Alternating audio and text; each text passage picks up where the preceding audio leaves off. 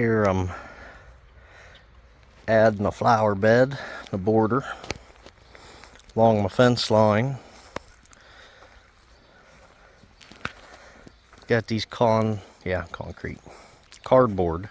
Got these cardboard slabs, paper sheets, whatever you want to call them. Got these chunks of cardboard. It's a heavy duty fiberboard in some packing.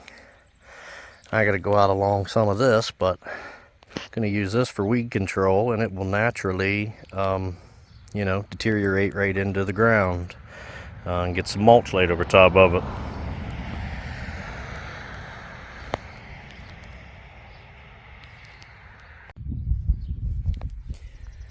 Couldn't get the video last night after I did it because it was getting pretty dark. But there it is, all covered up with some mulch.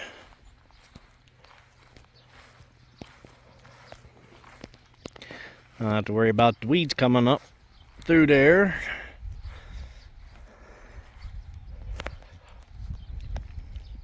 Now I gotta do the inside.